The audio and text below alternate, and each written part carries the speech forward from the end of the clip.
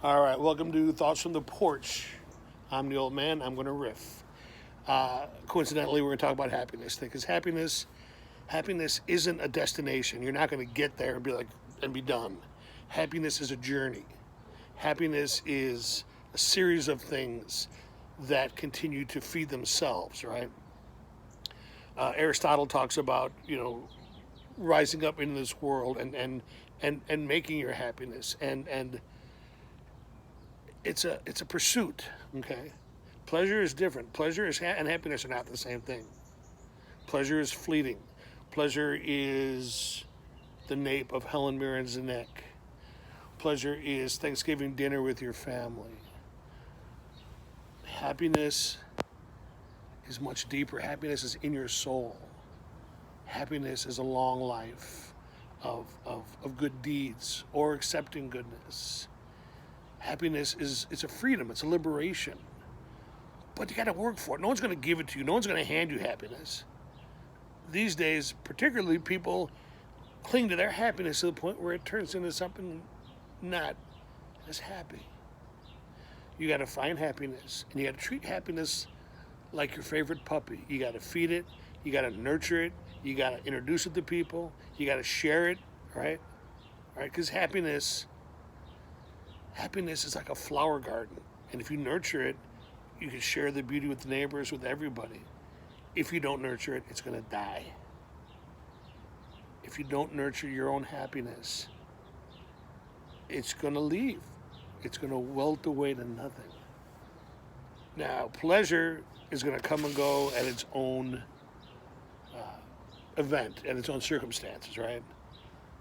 I had a really good lunch today. It was pleasure, but it's done. I have, things in my life that give me pleasure. I have to continue to find and cultivate things that make me truly happy.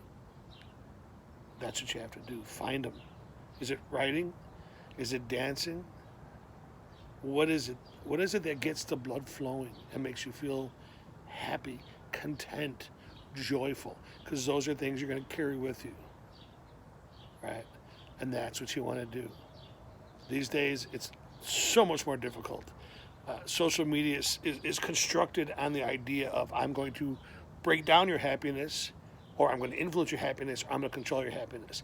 You have to let that go. I was a slave to the social media for a long time. I would go to bed angry because somebody in Nebraska said about, Roberto Clemente.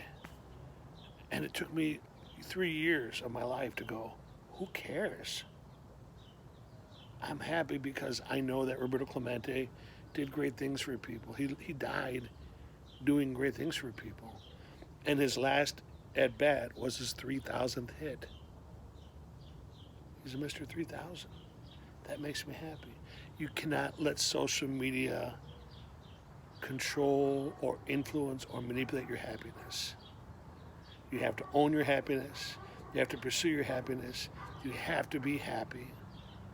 Which is not to say we don't have sad days. I have sad days. Well, I have sad days. I like to call it melancholy days, which sounds like the worst festival. Hey, kids, come out to melancholy days.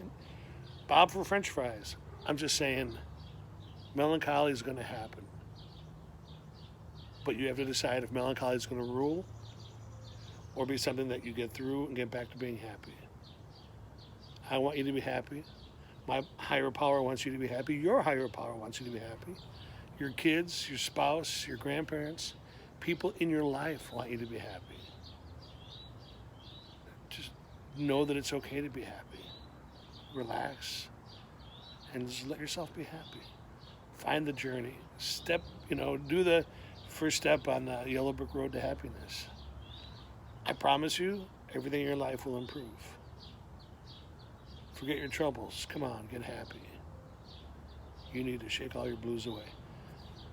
Take care of yourself during this time. It's a really rough time, but a lot of people are rising up to fight this shelter rule. People that aren't scientists, don't let that influence you. Take care of yourself. Stay home. Get happy. Read books. Enjoy the time that you have on this earth. I'll see you tomorrow.